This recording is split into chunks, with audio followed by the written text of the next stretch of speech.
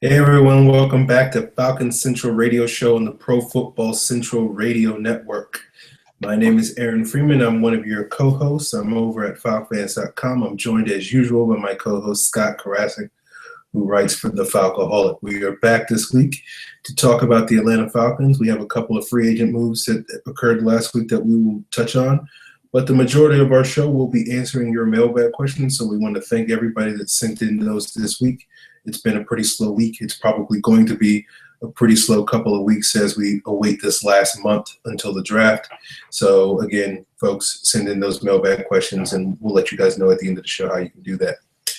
So Scott, let's talk about the two roster moves that the Falcons made in the past week. They re-signed Philip Wheeler. They signed Courtney Upshaw, formerly of the Baltimore Ravens. What are your thoughts on these moves, and what sort of roles do you see these guys carving out this year? Wheeler's more of that off-ball linebacker, that middle linebacker, the will. He probably is going to compete for the starting role at both spots, even if they draft a guy in the first round for either of those spots. I don't see a way that he's not at least competing for the role. And then Courtney Upshaw is going to compete for strong side linebacker or run down Leo. Probably right side defensive end, run down Leo is his best fit. But it all depends on exactly what they want him to do. But every indication says run down Leo. Okay. All right, I think that answered a mailbag question we have from Evan Birchfield. We have a question from Vienna Falcons. He asked, with D-Lib reporting the Falcons plan to use Upshaw at the Leo spot, does that make Vic, as in Beasley, being used as the strong side linebacker more probable in opinions on the move? I think his long-term fit was always going to be strong side linebacker with the with his end game fit as as the pass rusher on third downs and fourth downs. So I mean, ideally, that's what you wanted. That's where you want Vic Beasley is as that rundown linebacker. That's his best fit. His size is more of a linebacker size than a defensive end size for the run game too.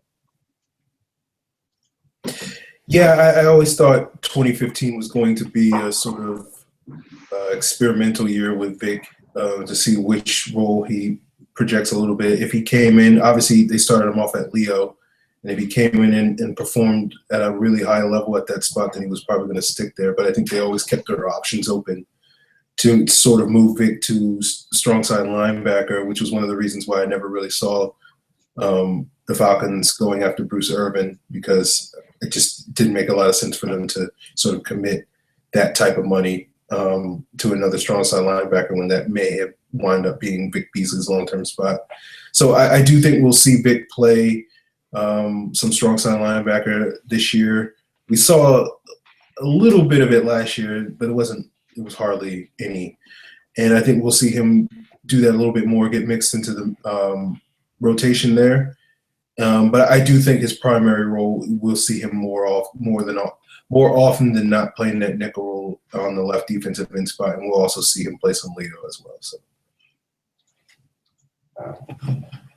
Okay, we got another mailbag question from Evan Birchfield. He says, with the Upshaw signing, do you think Schofield returns or is gone? I was looking at the Falcons depth chart today, trying to figure out what, and trust me, this does tie in, trying to figure out where Schofield or where they would be looking for a fit. Should they draft a defensive end? Should they bring back Schofield? And I hate to put it this way because I really like Schofield, but I don't see a long-term fit for him. I don't even see a short-term fit for him in the defense. He's a good guy. He's a good leader. I just don't see a spot where he's going to start. Because the base defense, the defensive line, say you have Upshaw as a Leo's, or you have Adrian Claiborne as that base defense Leo. You've got Tyson Jackson, Joey Mbu, or whoever they get at nose tackle, or Grady Jarrett playing base nose tackle. Then you got Rashid Hageman, and then Courtney Upshaw and Adrian Claiborne. So, I mean, and in base, there's not really a fit for Schofield as a defensive lineman. Strongest at linebacker is going to be between Brooks Reed and Vic Beasley in the base, or Upshaw and Beasley. So, I mean, or Upshaw and Reed. So, I mean, there's not really a fit for him there. In the pass rush set, you got Claiborne, Shelby, Jarrett, and Beasley. Babineau also in there. You'll see some Brooks Reed in there. I think, honestly, they're probably going to draft somebody before they would bring back Schofield. And, again, I really like Schofield, but if you draft, say, Shaq Lawson, is that not upgrading Schofield's spot in the rotation pretty heavily? Yeah, that would be a fair statement. So, I agree. I think signing Upshaw pretty much ends any chance of Schofield coming back. It doesn't seem like, unless the Falcons didn't draft the defensive end, and only basically after the draft. But I suspect Schofield will sign with like the Cowboys or the Bears or whoever, those other teams that are looking at him before that. I do think if we were, I personally think that Schofield would be a better option as the base Leo than Upshaw is. I think the Upshaw signing is an okay signing. I don't really see it as an upgrade over what we had at that spot last year. I don't think Upshaw is going to be better than Corey Bierman, just because I think Corey Bierman's run defense was always a little underrated by Falcon fans because, everybody hates Corey Bierman.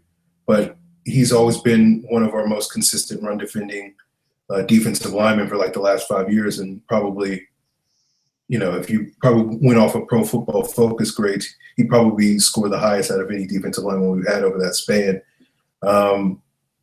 And I also think Bierman probably brings a little bit more to the table than Upshaw, but I do think, more to the table than Upshaw as a pass rusher.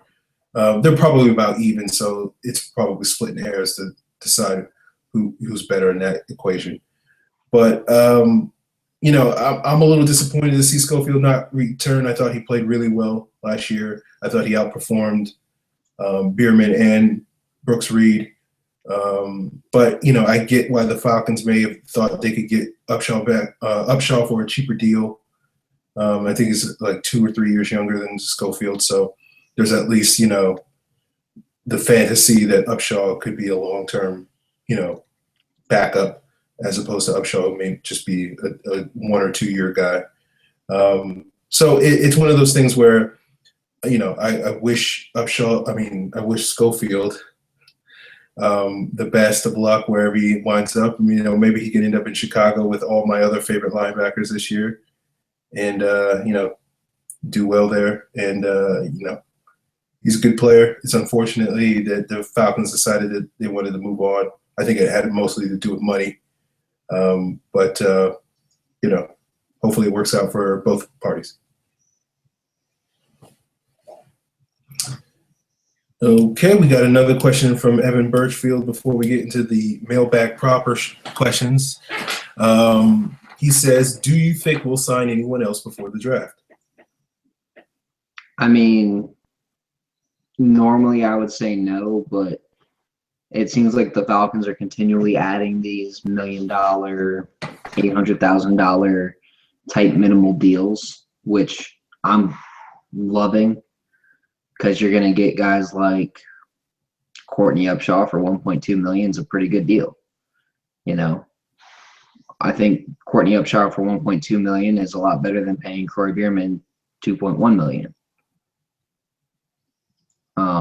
And I think if they do sign somebody, it's going to be a deal similar to that.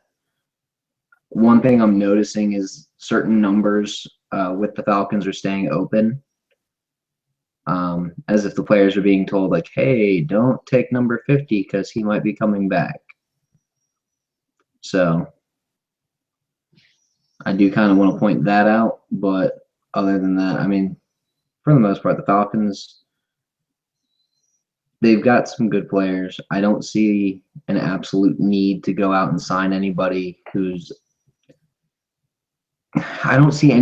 really worth going out there and signing right now. at any position, really. I mean, I'd love to have Reggie Nelson, but I don't think Reggie Nelson's a great fit for the strong safety role. I think they're waiting on safety till after the draft because I think they've got a guy they're targeting in the second round, and Keanu Neal. I'm just looking at what's out there. I mean, unless they sign Vernon Davis, because it looks like they are in the market for tight ends. They were interested in Jared Cook. So I don't see personally, I don't see too much of a difference between Cook and Davis at this point in their careers as number 2 tight ends, unless they go out and sign, an Anquan Bolden or Percy Harvin. I don't really see anything there that's going to be too different. I don't see them going out and signing a running back just because I don't think they really need one. Unless you want to sign someone to compete with Teron Ward, but you can sign undrafted free agents who could probably beat out Teron Ward. Leon Hall could be an interesting fit, but I mean, no one out there is like, oh my God, you got to go out there and sign him. Even Cromartie, who was just awful in 2015. Like, I don't know if that's needed. I mean, Sterling Moore would be fun, but again, like I'm just going through I'm going through the positions right now and just seeing what's out there still. There's Reggie Nelson and Walter Thurman. And that's about it. And Vernon Davis, like that's what's out there. Okay. Maybe bring back Chester. Like I could see them bringing back Chester on a minimal deal, saying like, "Hey, come back. We'll have you compete for the starting role again." Yeah, that was sort of the move that if they do make a move, that's probably the move I would expect if they do make a move before the draft. But I kind of agree with you. I don't necessarily see it as something that they're definitely – I think they basically made the offers that they want to make, and it's really just up to the players if they want to accept it at this point. So, yeah, I don't expect anything to happen. Honestly, the move I want to see him make is going out there and getting Stefan Wisniewski and putting him at right guard and having Matthews, Levitri, Mack, Wisniewski, and then Schrader. I think that would be the best fit. Okay. I wouldn't be disagreeable to that. There'd be a new position for Wisniewski. I don't think he's played right guard since college, but, he can do it. I mean, the difference between center and guard is a lot easier than the difference between, say, tackle and guard or tackle and center, because you're going from an outside position where you have a little bit more space. You don't have to think as quick. At center, you're thinking so much that if you go back a step, you're going, oh, okay, well, I'm going to guard. I don't have to snap and block. I just have to block. So a lot of the guys from the center to guard switch, they do a little better. I'm trying to think of 2 guys who were successful with it, but I know Andre Garrod was one. He looked a lot better. Chris Chester did play center in the NFL for a little bit and looked better, if you're just using a simple example. But I can't think of that switch off the top of my head because a lot of times it's really tough to find a good center that you don't really worry about the guards, like moving one to guard. Yeah, no, Wisniewski played left guard as a rookie with the Raiders, and then he moved to center. He was a lot better at center than he was at left guard. And I'm trying to remember what position he played guard at Penn State, and I just can't remember which guard spot it was, but it wouldn't be a huge transition for him. So I don't think that's crazy putting him at guard. I'm just making a note. That's all. Yeah, he was a right guard at Penn State. Okay, that's what I thought, but I wasn't sure. So he's probably right-handed, and playing left guard was really tough for him because it's tough to think when you go from right guard to left guard. Yeah, it's backwards. You gotta change up your footwork and all that type of stuff. All right, guys. Probably going to be a shorter show than usual. We're already into the mailbag stuff. Blame the Falcons for not doing more stuff in the last week for us to talk about. Our first mailbag question comes from Evan Birchfield. Appreciate all the questions, Evan. He asked, Rich McKay basically said if we have a color match game, we'll wear all red. What are your thoughts? Those look so ugly. You're not a fan of the ketchup uniforms? If they do color rush, they need to just go back to the all blacks. I think that's the best look that they have. I would agree, but it sounds like they're going to do red, so. All right. That's going to be so ugly. I hope you're not colorblind watching that game. I mean, I'm just being fair here. Like, and I think everybody agrees with me. Like, those all red concepts that, if you look on our feed, I'll retweet what Evan posted, but it's awful. It's probably one of the ugliest things that I've seen ever, uniform-wise. I don't know if it's that bad. It's not as bad as the Bucks regular uniforms. Those are pretty awful. I mean, I designed those in Madden, but I mean that is what it is.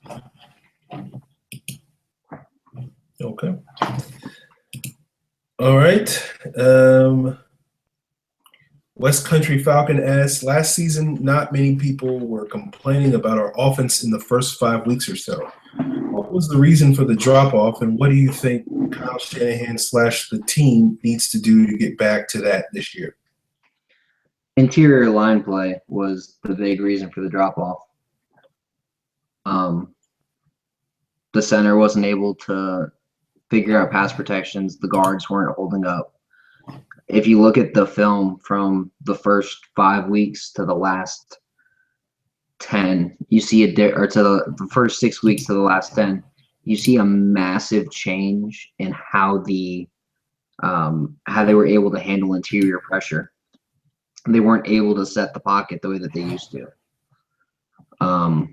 Set the depth of the pocket. I think when you've got a legitimate center like Alex Mack, who understands concepts, who understands pass blocking, I think he's going to help protect Levitri on the left side a little bit more because he knows that Levitri is a bit of a weaker link. I think the Falcons do need to find someone at right guard who's a solid run blocker. But I think with Mack in the middle, they can at least have the right line calls. So it will help out having a center who knows what the hell he's doing. But I don't think that I think that the biggest reason for that collapse was interior line play. You saw Freeman get hit in the backfield a lot more. You saw Ryan taking a lot more shots. Freeman's yards per carry went down a lot because there wasn't that push in that interior on the interior zone plays that they were calling to help supplement the stretch plays. So I don't think that it's a one pick or one person's going to solve all the issues, but I do think Alex Mack is going to make a huge difference all throughout the line. I'd love to see him spend a 3rd round pick or a 4th round pick on a guard who can come in and compete. A guy like Evan Boehm, a guy like who's that guy from God damn it, why can't I remember this guy's name? Connor McGovern. If Connor McGovern falls to the 3rd round, I would love him in Atlanta. He plays with such a nasty streak. He's fun to watch. He can play guard, center, or tackle. And it's the kind of position where he's 306 pounds, so he's a little bit lighter than everybody else. Or even Joe Thuney in the 3rd round. The more I watch of Thuney, the more I like. He's basically what the Bucks think J.R. Sweezy is. Super athletic,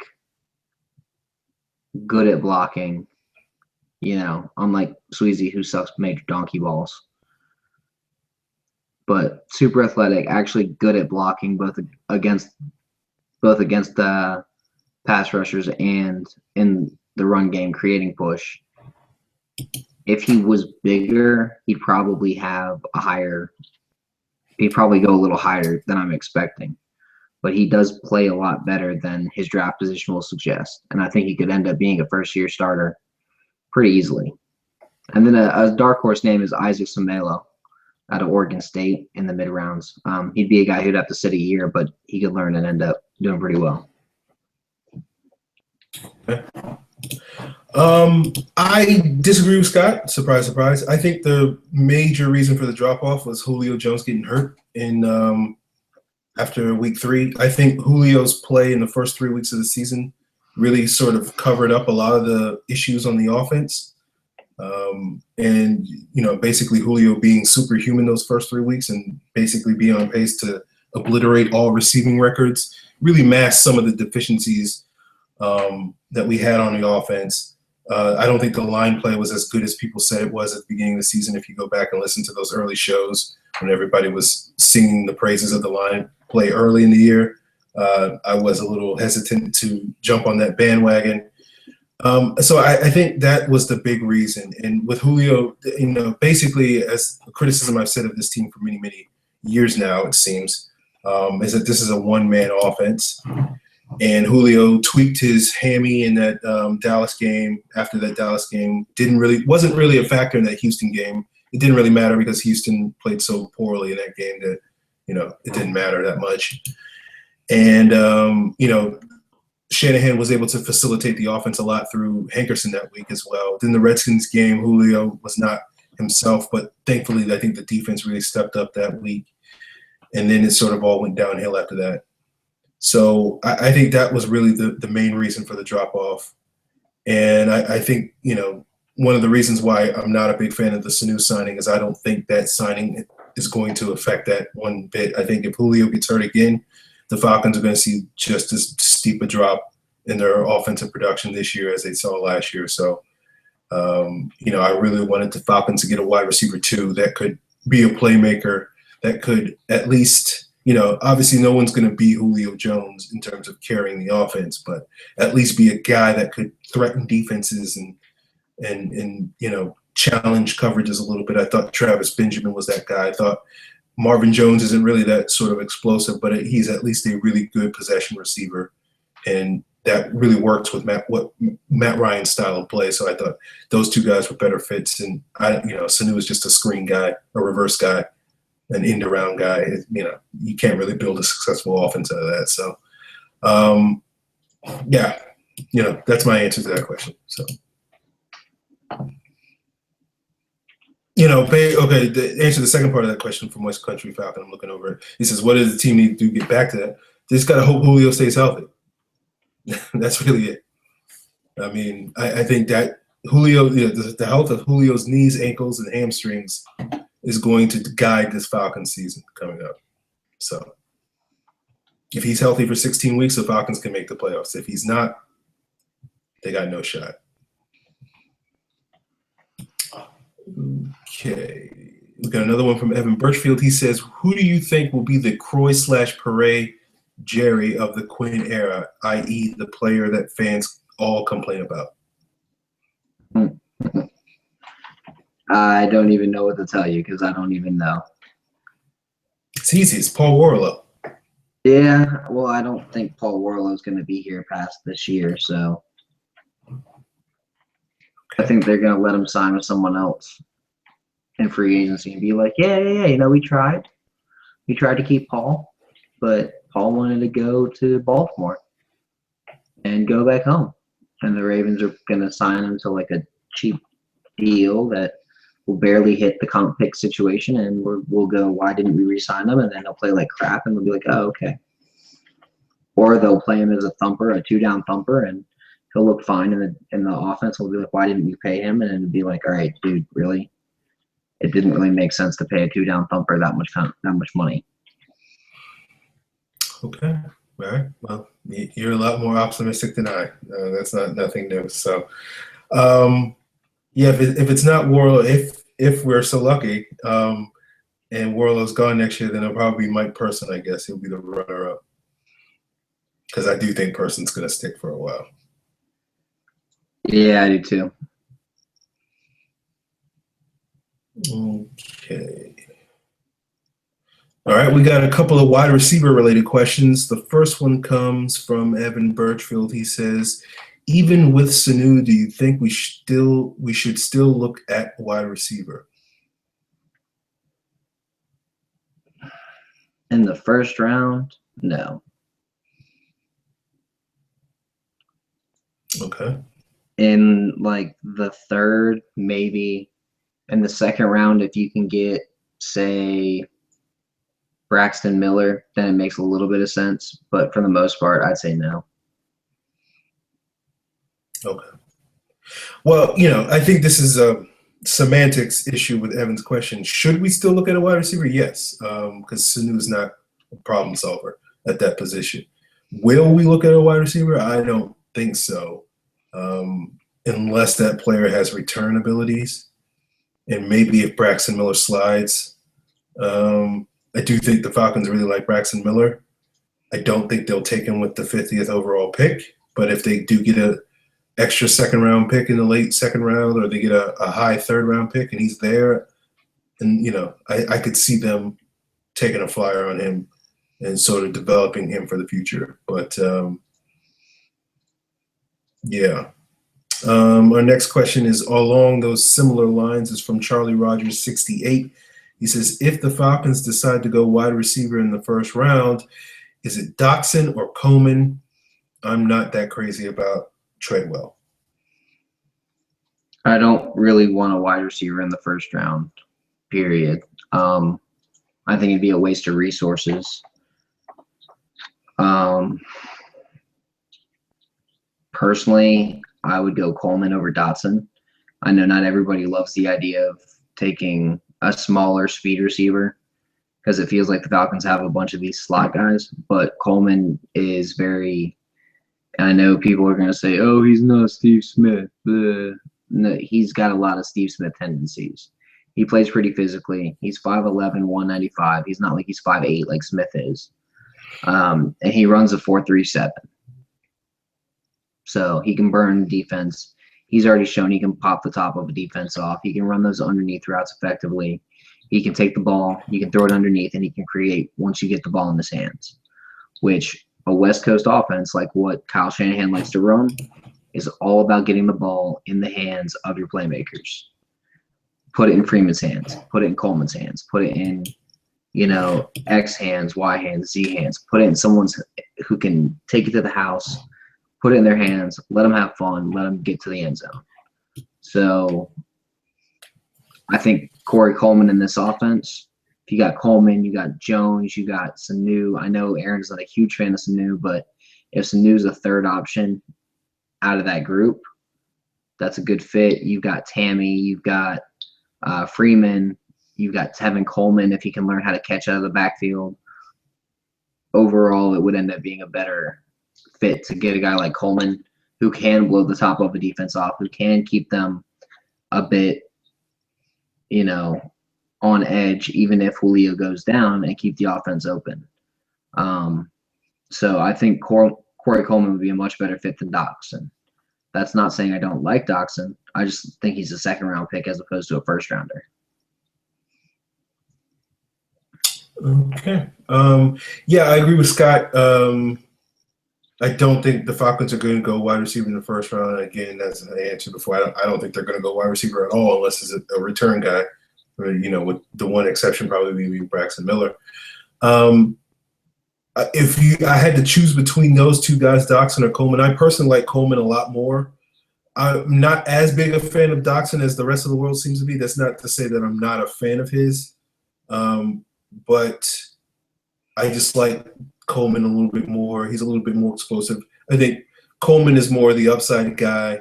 Doxson is more of the I need someone to come in right away. If you're in the world of people that believe that Mohamed Sanu is not the answer, then probably Doxson gives you a lot more year one. Coleman is more, what is he going to give me 2-3 years down the road? Because I don't expect Corey Coleman to have a big rookie year. I think his transition from that Baylor offense is going to be a little rough. But he'll make plays. He's too good to not make some plays. But I don't expect him to come in and have like an Odell Beckham type rookie season or anything like that. But Coleman's the guy. He reminds me a little bit more of Beckham than Steve Smith, but I see where Scott's going with that comparison because Coleman does have a very physical element to his game. It's underrated. Okay. Another wide receiver question from Smorgasborg9. He asked, would you like to see the Falcons draft wide receiver Sterling Shepard in the 3rd round or later? I mean, Sterling Shepard's a slot guy. How do I put this? I do like Shepard. I don't understand the point of taking another slot guy again. Yeah, normally I would be right there with you, Scott. You know, I'm not a big fan of the Falcons drafting slot receivers, but Shepard is the one guy in this draft class that I would probably make an exception for. Just because I do think he has the potential to be a very, very, very – those rare sort of Victor Cruz type of slot receivers that are dynamic and really, can be basically your number one guy as opposed to the typical what we consider slot guys, which are complementary receivers. Would I like to see the Falcons draft Sterling Shepard in the 3rd round? Sure. I mean, I'm not, I think the Falcons, as Scott said earlier, I do think the Falcons using a high pick on a wide receiver is probably a misuse of resources. But if they wind up getting a really good wide receiver, I'm not going to really complain about it because obviously I complained about them not getting a good wide receiver up to this point. So, I'll take anybody at this point. But I also think the idea of a 1st-round guard like Cody Whitehair, I honestly like McGovern more than I like Whitehair, but I think a 1st-round guard is absolutely pointless. Okay. But yeah, the guy's going to play 1,000 snaps for you, but if you can get a guy who's just as good in the 2nd or just as good in the 3rd round, which this draft is very, very much that way, you can get McGovern, you can get 98, or you can get Whitehair, you can get someone who I think is better than Whitehair in the 2nd in McGovern, or you can get someone who's 90% of Whitehair in the 3rd round in Thuney. So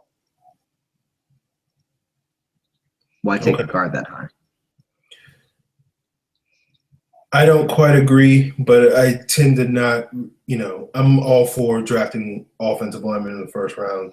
I don't really care that much about value when it comes to offensive linemen, just because they're one piece of a 5-person whole. So technically, you're never really going to get great value unless you find a steal in the 5th round. But this year, I like Whitehair. I kind of am interested in maybe drafting Jack Conklin and making him a guard. I wouldn't take Whitehair at 17. I'd trade back, and if he was still there, I might take him like at 28 or something like that. But I get where you're coming from. I'm not really going to argue it. Because it's a deep offensive line group. It's a really deep offensive line group this year. Yeah. Okay. Falc Lover, F Lover 69 asks. That username just cracked me up for some reason. Nice. Who are your top 5 favorite prospects? Oh man, my favorite prospects? I always tend to lean towards defensive players when I'm picking favorite prospects too. My favorite ones to watch are guys my favorites always end up being guys who I think are versatile, that I think you could do a lot with in a scheme, that I think could be impact players day one and long-term pieces. So Miles Jack, by far, one of my favorites. Jalen Ramsey, by far, one of my favorites. Shaq Lawson, one of my favorites in this draft. Aaron's going to hate me for saying this, but Leonard Floyd. The more I watch him, the more I see ways you can use him in a defense. And obviously, I don't want to use him as an inside linebacker full-time. But if you use him maybe 3-4 plays and it's delayed blitz type plays, I think he could have a lot of fun with that kind of situation with Floyd. Delayed blitz or that short zone blitz, like zone, that short hook zone in a zone blitz, I think he'd be okay there. I don't want to see him in coverage more than that. But I think as an inside linebacker, use him 3-4 plays a game. That's it. No more than that. Just as a new wrinkle in defense. Tons of fun there. And then Sheldon Rankins, because you can use him any technique 1 through 5. He's going to disrupt something. He's going to throw an offensive lineman on his ass somewhere. Okay. My 5 aren't necessarily guys that I would say I want the Falcons to draft, but they're just 5 guys that I really like in this draft class. Obviously, first one is Miles Jack. Anybody that's a regular viewer or listener to this show knows that. I've been talking about him for 6 months now. Carl Joseph is right up there with Miles Jack. He's one of my favorite prospects. And, frankly, if the Falcons wind up drafting Carl Joseph this year, then a lot of the negativity that I've spewed at the team over the last month I will take most of it back. I won't take all of it back. That's how much a big a fan I am of Carl Joseph. Tyler Boyd I like because obviously he's a pick guy. Forrest Buckner is another player that I really like. I do think he's going to be a really great player in the NFL. Vernon Hargreaves will probably round out my top 5. I'm a big fan of Hargreaves. I was a little nervous about him not testing well, but then he blew the doors off. He had a very good combine, and I think he's got like a 96 percentile SPARQ score or something like that. So he's very good. So those would be my 5 favorite prospects.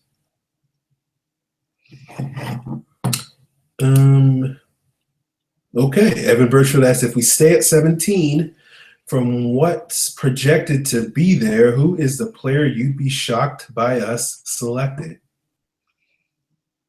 Ooh. I'm going to go with any wide receiver. Just listing it out there. There's a tackle named Taylor Decker out of Ohio State that I'd be kind of shocked to see Atlanta take. Any corner, really, and pretty much any safety, especially. And then let me put this out there: Miles Killebrew is awful.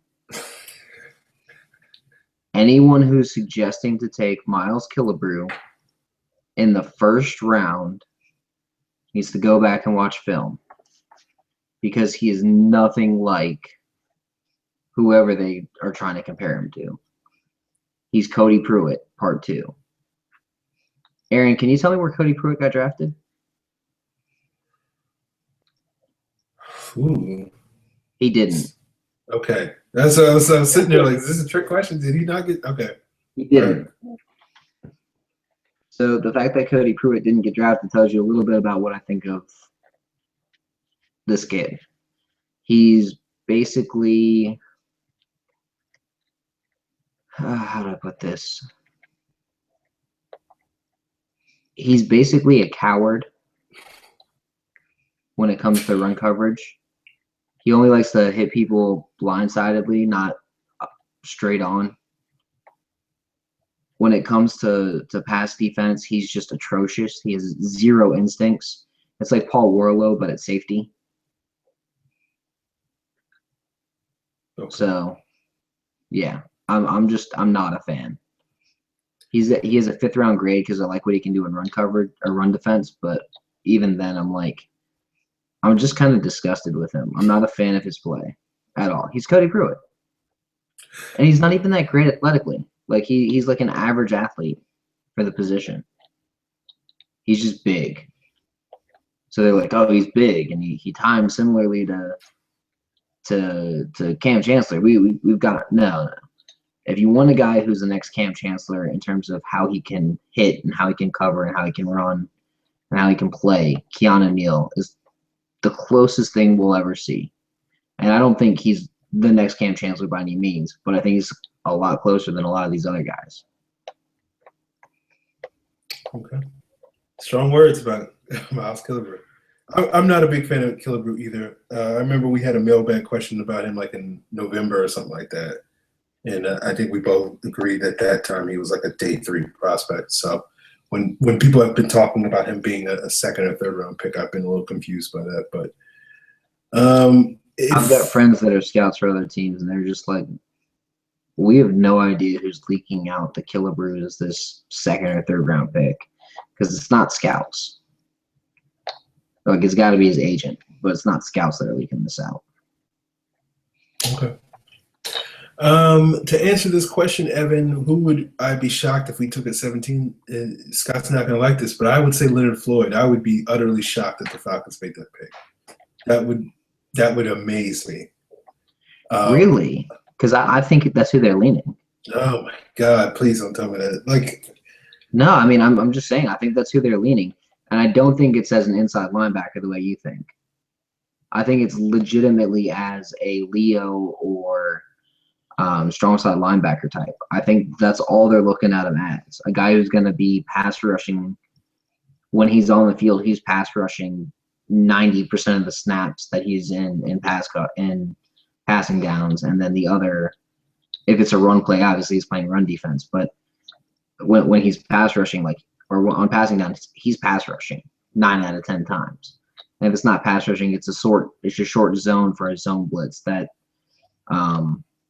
simple concept that Dan Quinn does run. okay, wow, that would amaze me because I just don't see him having a role on this team other than being a backup. I think he could be a pass rusher across from Vic in the nickel. First year easily. I think his second year he'd be a Leo, and I think long term he's got that kind of potential to be a game-changing Leo for the team. But I realize you're not a fan of his, and you're like, oh, he's Deion Jordan. But when Deion Jordan actually saw the field in Miami, he was pretty decent. Mm. They just didn't know where to use him. Yeah, I wouldn't go that far. Well, and then he got completely screwed up in drugs and PEDs. So all I can say is Deion Jordan, when every Miami game I ever saw, and it was about 4 or 5 over the last 2 years, he was he was not anywhere close to being any higher than the 4th best defensive end they had on our roster. But, it is what it is. Well, okay. I mean, if they draft Leonard Floyd, great for them, great for the Falcons, but that has bust written all over it. I don't think he's big enough or strong enough to hold up as a defensive end, as a Leo. I think you're basically drafting a poor man's Vic Beasley, but he's athletic, but he's just like has the same deficiencies with Vic as Vic. He doesn't have great core strength. He's a little too long given his lack of size. He's athletic and he can run with guys in coverage, but he's not instinctual against the run or in coverage. I mean, he's a project. That's what he is. Like, he's a guy that you draft, you stash on your bench for 2 or 3 years, hoping that you can sort of use him in spots. And then you hope by the end of his rookie contract, he's put it all together and turned into a ride. As a pass rusher, he gives you enough that first year, though, to where you're like, all right, well, I can use him on 55, 60% of the snaps that I'm playing in my nickel defense as my, weak side defensive end going one-on-one with the left tackle. I think he gives you enough. Okay. I think he creates pressure, but I'm just going based off of what I'm watching. So, hey, I mean, people thought, I'll let it go.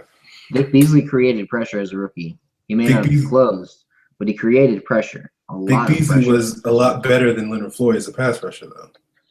Better first step. I'm not disagreeing with that. That's why Floyd's looking at going in the middle of the first round, and Beasley's looking at Beasley went number 7 or number 8. Okay.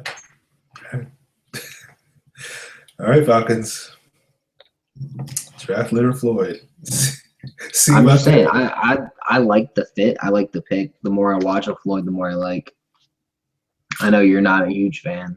I think he's an athlete. I think people are enamored with his length and his athleticism, and they think they can polish him up. And I think he's going to be exactly who he has been at Georgia, which is a guy who has no position because, contrary to popular opinion, I think the Georgia coaches knew that he didn't really have a position, so they just used him as a versatile piece because if they stuck him in one spot, he wouldn't have excelled in that spot. But that's me. All right. Falk Lover 69 asks, if Noah Spence falls to the second round, would you take him there? I would knock people over with how quickly I'd sprint to the podium. So yes, I would. Yeah, that's always where I've sort of seen Noah. I've always saw him as a late first, early second round sort of player. When people were talking about him earlier this off or after the Senior Bowl, I should say, about him being a top 10 pick, I never really bought that. But I think athletically, he grades as a second round pass rusher, and I think his tape sort of says that he's a late first round guy. So he would be a guy that I would look at if the Falcons traded back in the first round, or if he fell all the way to 50 or whatever, which I doubt he will, but it's possible. I would take him. I don't have issues with his off-field stuff as other people might. I think that's more of a media issue than the reality. I think he'll be fine off the field. I think that's just a lot of it because the timing of Randy Gregory and that whole suspension puts an extra scrutiny on it. But I don't think Noah Spence is going to be a problem off the field. Yeah, first round film, athletically, he does great as a high second rounder for me. So I'm with you. Like high second, late first, grade. But if he's there in the second round, he's got to fit in the scheme. Easy. He's strong enough to hold up in the run. He can come in right away, be an impact player. He may not be a 10-sack guy ever in his career, but he'll be like a solid 7 or 8-sack guy.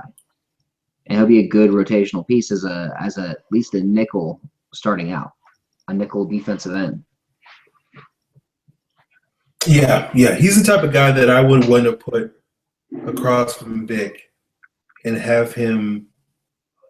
We need another interior rusher because they're both sort of outside guys. You need somebody that can either, when they come off the edge, force the quarterback to step up in the pocket. You need somebody who can finish the play. So I would want another interior rusher to go along with Grady and whoever else we have there long term. Or to have that guy create pressure and to knock the quarterback into Spence and Vic coming off the edge. So, we need another interior pass rusher long term. All right, Vienna Falcons asks, is it true that Ragland let himself go and struggled to keep weight before the combine? And is Hightower upside – he's basically comparing – okay. If Ragland has Hightower upside minus the discipline worthy of a first-round pick.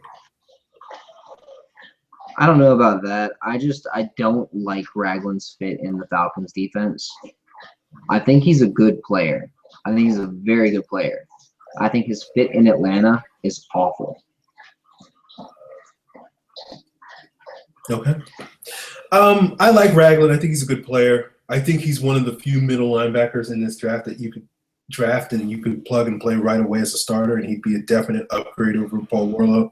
There's some other guys in this draft that I think might be able to beat out Warlow in a competition, but I wouldn't bet on them right away. They're more long-term guys that you plug in as the starting middle linebacker next year when you don't re-sign Paul Warlow. But I think the issue with Ragland, I don't necessarily think it's his fit. I think the problem with Ragland is he doesn't have upside in the scheme.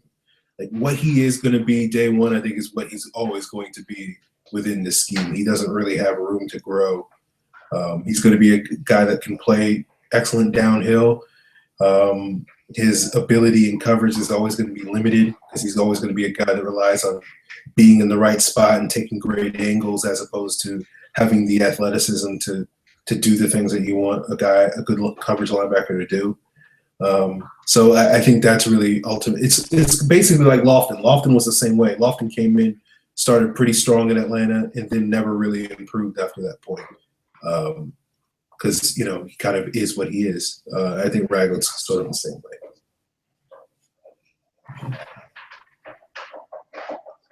Okay, Cardo32 asks, how would you guys feel if the Falcons double dip at linebacker like they did in 2013 with Troop and Rocky? It depends on who they take. I mean, and honestly, I don't like really any of the guys who are supposed to be going in the second for Atlanta. I mean, a lot of people are going to say, hey, you've got Deion Jones, but I think Jones is a third-round guy. You got guys like Kentrell Brothers, who's too slow for the scheme. I mean, Sua Cravens is okay. But ideally, if you're taking Darren Lee in the first, because I don't see him going with Ragland in the first, I think they go Darren Lee. Who in the middle rounds can play that Mike linebacker spot? I think you got to look at Travis Feeney from Washington. He's got the range to play the spot. I think you got to look at Deion Jones potentially for that role. Maybe having Darren Lee as the Mike, and then Jones as the Will in that situation. I think long term, you could potentially have Aaron Wallace out of UCLA. I know he didn't go to the combine, but he had a pretty solid pro day. He fits the scheme. He does play pretty well in coverage. And other than that, there's just not a lot of really great linebackers that kind of you're like, oh my God, who also have the athleticism that you want out of that Mike. I mean, you want a guy who would be a Will in pretty much any other scheme. And there's 4 of those guys out there. And one of them you got to take in the first, and Darren Lee. So, I mean, I would take Nick Vigil in the mid-rounds as well. I like Vigil, but I don't know if Vigil's an instant starter the way some of these other guys are. I can echo sort of what Scott said. It depends on who you take, but my general opinion on this linebacker class is I don't really like it that much. So the idea of double dipping and getting 2 of these guys doesn't really thrill me that much. But maybe they get 2 guys that I'll go back and watch tape of that I'll really like. But most of the linebackers I've seen so far this year seem to be pretty ordinary to me. But I'd rather, if we were going to double dip, I'd rather see us do it at safety or defensive line or offensive line than linebacker. All right. For the love of AJ asks, is it possible that the Falcons are able to draft both Keanu Neal and Hunter Henry? Possible, yes, but it probably means taking one of those guys in the first round. And I would never personally take either one of those guys in the first round. Okay. Yeah, I think it's possible. I think it would probably require the Falcons trading back because I think Scott's right. I don't think they would look at either one with 17. I think you would have to see them try to trade back into the late 20s, maybe pick up an extra second-round pick somewhere. I don't think Henry's going to last to pick 50. I think there's a chance Neal could.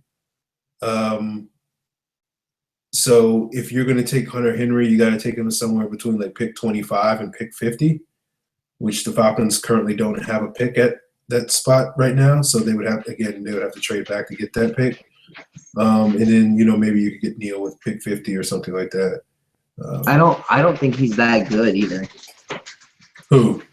I don't think Henry's that good to where you take him in the first round. I'm not seeing this. I'm not seeing this guy, this Gronkowski type that you would need to be for me to take you in the first round, or this Travis Kelce type to be a first round pick, or this Tyler Eifert type to be a first round pick. I don't see that at Hunter Henry. I think he's a good player. I sort of agree with you. I think I see him more as a second round sort of talent. But need does drive up value, as we see with the linebacker position. All right. Digital Demon 6 has a mock draft for us. In the first round, he has us taking Shaq Lawson, Second round, Deion Jones. Third round, Keanu Neal. What do you think of these picks, and who would make a good fourth to go with them? If Shaq Lawson's there in the first, obviously that's a good pick. Deion Jones in the second, I think, would be a bad value. I wouldn't take him unless he's in the third. Keanu Neal, honestly, I would take him in the second over Deion Jones. So if you flip those two guys, I think it's a good fit. I think as a draft together, Lawson, Jones, Neal, all in this defense would look really good. And I think it'd be a good fit for all of them. In the fourth round, I would go offensive line. I'd go with a guard that you could train behind Chris Chester or someone for a year and then have them start. Yeah. I don't think I have anything. I think I agree pretty much with everything Scott just said. So there you go. Also, to those watching, if you hear my dogs in the background, I apologize. They are a little frustrating tonight. So. Okay. All right. Cardo32 asks basically a similar question. If we get Lee and Neal in the first two rounds and want to go D-line in the third, who would make a good pick? Depends on what you want. If you want an edge, I think you have to consider a guy like Yannick Ngakoue, and I butchered his name, out of Maryland. He's a fun pass rusher. I think you'd have to consider a guy like Jordan Jenkins out of Georgia if he falls that far. I think both those guys are good fits for the scheme. I think they can both be fun, movable pieces within the defense. Another guy that seems to fit the scheme pretty well in the third. I mean, he may not go there in the third. He may go a little bit later. But I really like Tyrone Holmes out of Montana. I think he's a good fit. He's athletically exactly what the Falcons would want out of a pass rusher.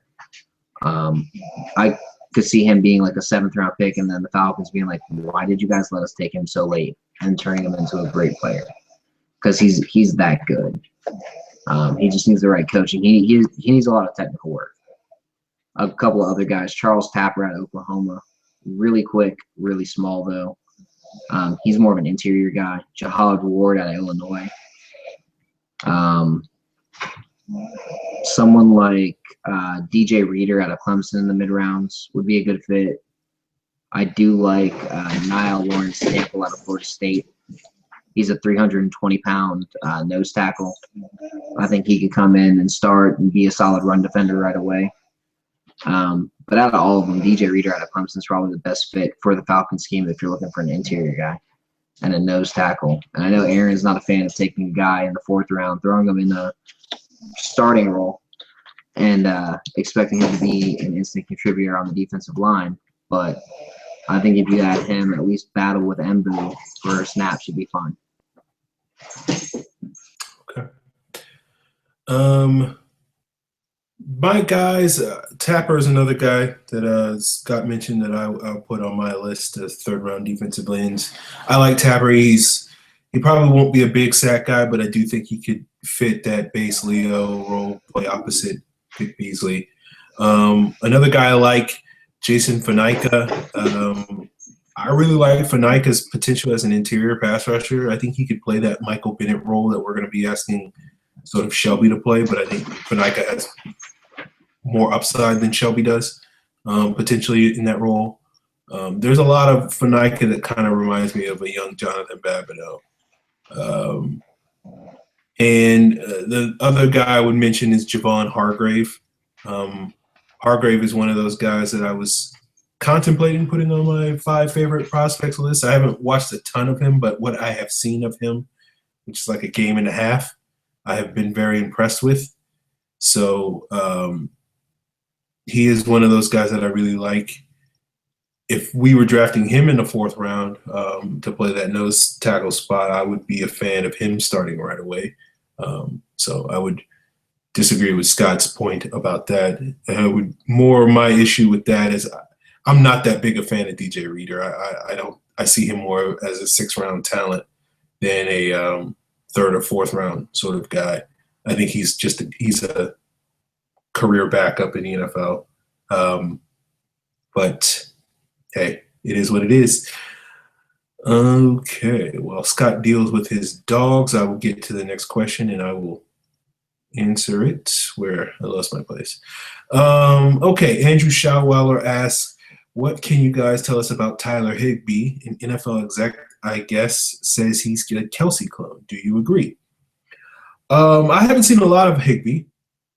He is a player that what I have seen of him, I did like. I do think when I look at this tight end class, I see really only maybe a handful of guys that I would sit here and say with any sort of confidence are going to potentially be quality starters in the NFL. Hunter Henry's one. Austin Hooper's one.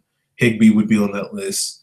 Jerome Adams, I think, has the potential to be there. And I'm blanking on the other person.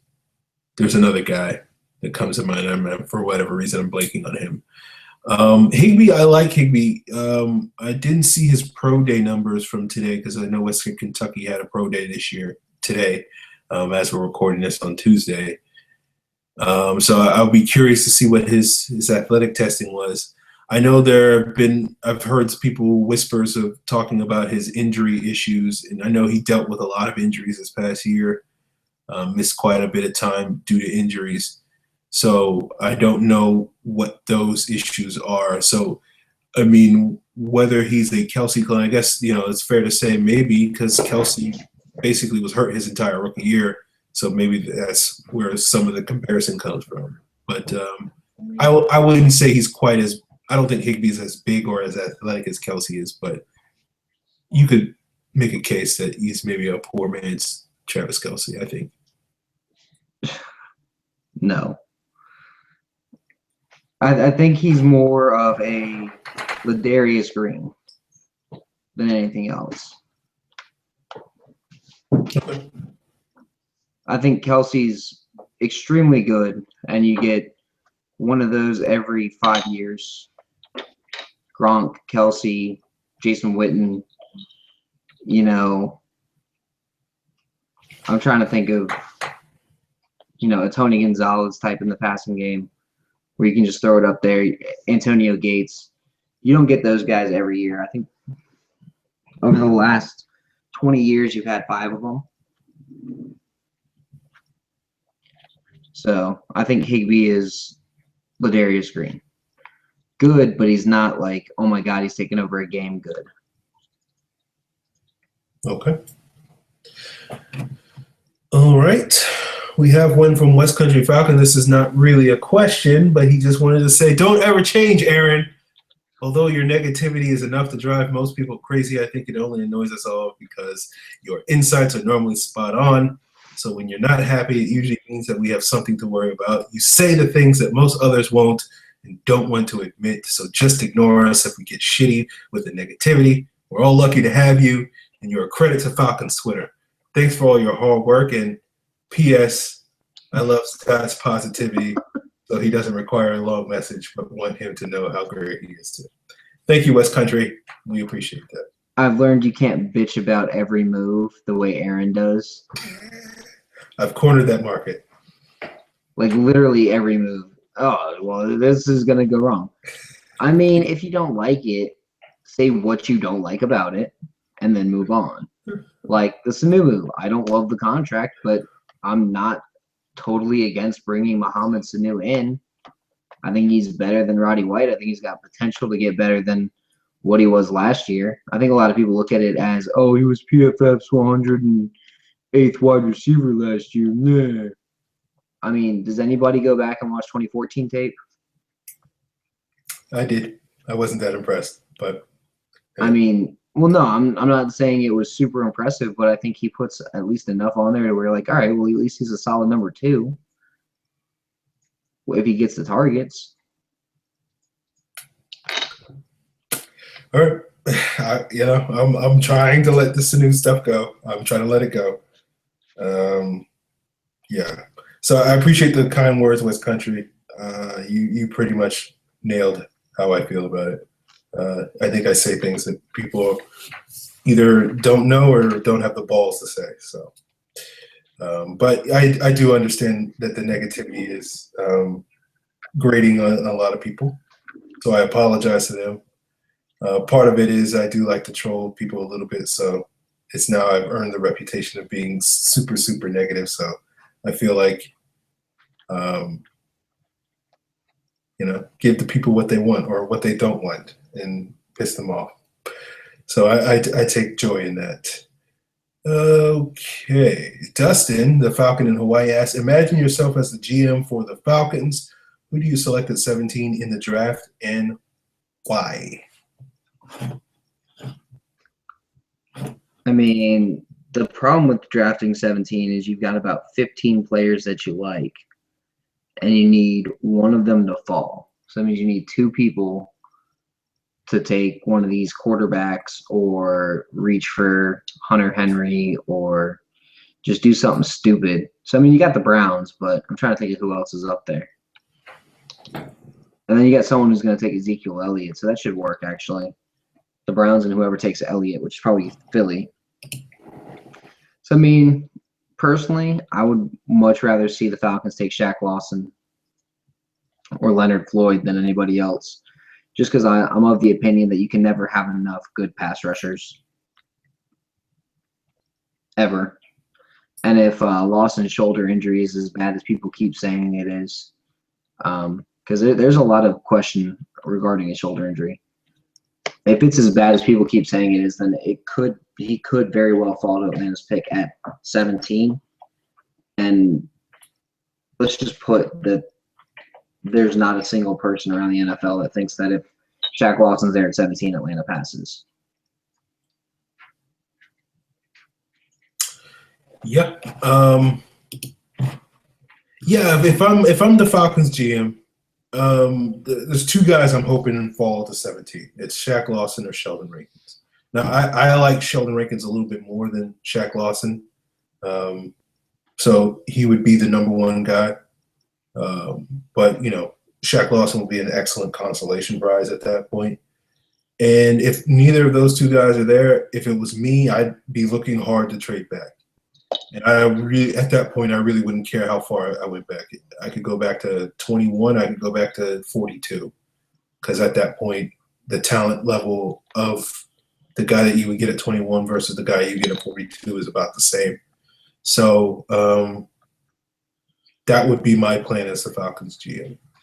But yeah, Rankins would be the one guy that I would really like. I think I said it, if not on last week's show, previous show. I think you're building towards the long term in the draft. That's the goal. And with you put Beasley, Jarrett, and Rankins together, you have 3/4 of your pass rush. And, obviously Shaq Lawson would be an option if you interchange them. But I do think Rankins' potential to impact more as an interior rusher is a little higher than Shaq Lawson's. I just don't see Lawson really being a dominant pass rusher if he's primarily rushing from the right side, if Beasley's stuck on the left. So that would be something to watch out for in the future if they end up flip-flopping sides down the road. But I do think Rankins could be one of the top 5 or 10 interior pass rushers in the NFL. I don't really see that sort of upside with Lawson as it applies to rushing from the edge. But okay. Dustin has another question. He says, will an offensive guard or wide receiver be selected by the Falcons in the draft, considering they only have 5 picks? I think they will take a guard at some point, even if it's just the 7th round and it's someone like what's that kid's name? Jake Brendel out of UCLA. Even if it's just Brendel, I think they do take someone. Now, at wide receiver, that all depends on who's available, what they do, what the plan is after, if they don't get one. So there's a lot more issues when it comes to that. Yeah, I think they will take an offensive lineman, most likely going to be a guard. I think if the Falcons only wind up with 5 picks, I think tight end, offensive guard, defensive line, linebacker, and safety are going to be the 5 picks. I do expect the Falcons to trade back at some point. I don't know if it's going to happen in round one. I figure it's going to happen. If it's not on round one, it's going to happen on day 2 because that's really the only round where you can get a decent haul of picks. After that, you're just kind of like trading, a 4th round pick for like 2 6th-round picks, which isn't going to really help you that much. So yeah, I do expect the Falcons to take guard. I don't expect them to take a wide receiver unless they get a buttload of picks on a trade back for whatever reason, and then they can take a flyer on a kick returner or something like that, and like on day 3, like in the 6th round or something like that, like a Jalen Marshall or somebody like that. But no, I don't expect the Falcons to take a wide receiver. All right, Dustin has another question. He asks, with the Falcons recently interested in Bronson Kafusi, what are your thoughts on him as a draft prospect? I think he'd be a great fit as like a mid-round talent. He's basically Tyson Jackson if Tyson Jackson knew how to pass rush a little bit. I think long-term he's a good run defender. He could play inside. He could play the 5-tech. I think if the Falcons do take him, it's because they're taking him 3rd round with the goal of this guy is going to replace Tyson Jackson. He will never be a 10-sack guy, but he's a 285-pound, 6'4" kind of guy who does play the run well, does play well. Actually, he's taller than that. He's 6'6", 6'7". So he's got that basketball size. I mean, he does play the run well. He does cut the edge well. He's super athletic for his size. I don't like him as an edge, but as a interior defensive lineman, as someone playing that Tyson Jackson role, he could provide pass rush that Jackson just can't. And he's got athleticism that would be fun in the scheme. And I think we could see the Falcons take him and use him as an interior and exterior kind of guy. I don't think he's a 1st-round pick, but I think if he's there in the 3rd, that could be an answer to that question from earlier as well. Defensive lineman that you take in the 3rd, if you want that inside-outside guy, or that outside-inside guy, I should say, who can play defensive end and inside defensive tackle. Now, he's not by any means Michael Bennett. Let's completely different type of guy than Michael Bennett. He's closer to what people thought Eric Armstead would be within the scheme. Starting end, slides inside. But taller, bigger, more of a basketball type than an actual like true stocky defensive end the way Bennett is. 2 different kinds of players. I haven't seen him play, so I don't really have an opinion on him. He's worth watching, Aaron. Yeah, I meant to watch him earlier today, and I just didn't get around to it. So I will definitely check him out in the next couple of days, and I will tweet out my thoughts when I get around to it. So let's put it this way: I have him about a half round behind Kevin Dodd, and I've got Kevin Dodd as a mid-2nd round pick. Mm-hmm. And I like Dodd, but I think he's not too. I don't think Dodd's something super special. I think Kafusi athletically is a better football player, like athletically better, and I think he's a better football player. Yeah, he tested really well. But I think he's got more potential than Dodd. All right. Dustin's last question is, knowing that Quinn needs speed at linebacker, what are your thoughts on Kamalea Correa? He's an edge, not a linebacker. That's my thoughts on Kamalea Correa. I actually kind of like Correa as a linebacker, as an off-ball linebacker, more than I like him as an edge. I mean, I don't know. I just don't really trust him as a off-ball linebacker. I don't really trust him in coverage right now. I think he's got a lot of work to do. Yeah, that's fair. I just kind of see him. I just don't see him really like when I've watched him. When people were like having him ranked in like their top 50 as an edge, I was like, okay. When I watched him, I was like, I get why people like him, but like I don't really see him as that type of player. Like to me, he's more like this may be racist of me by comparing him to another Polynesian player, but he reminded me a little bit of Koa Misi, who was an edge at Utah. But Koemisi has developed into a pretty good, versatile linebacker that can play all three spots. And I sort of see Correa, that sort of potential in him. I think the way his playing style, he's too small to me, really, in my opinion, to be an impact edge. And he's just a little too one note.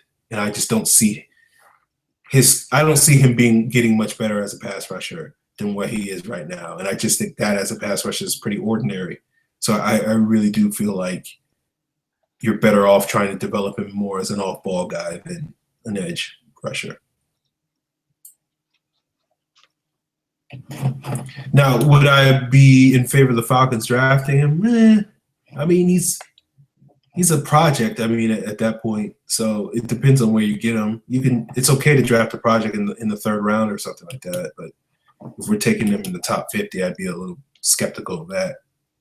I mean, honestly, I'd rather take him in the fourth more than anything, more than anywhere else. Okay.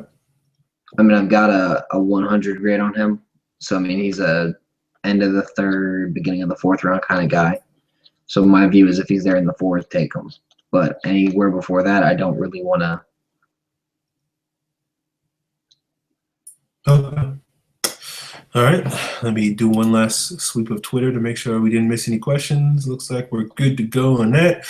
So thanks, guys, for sending in those questions. We know we didn't have a lot of original content for this week. Maybe we will try to come up with something for next week's show. But please send in those mailbag questions. If you want to offer some suggestions for some topics you want us to go more in depth in your typical mailbag questions, then you can use the hashtag Falcons Mailbag. You tweet at the Twitter handle of the show at FalconsPFC. You can tweet at me. I'm at FalcFans. Scott is at Karasik S. Check out FalcFans.com. Check out thefalcoholic.com. Be sure to subscribe and rate us and review us on iTunes. You can check us out at ProFootballCentral.com. Appreciate Smorgasborg9. He gave us a nice rating on iTunes. And I think that's pretty much it. So we will see you guys next week. I'm sure we will talk more about the draft. And if any free agent moves happen, then we'll talk about that.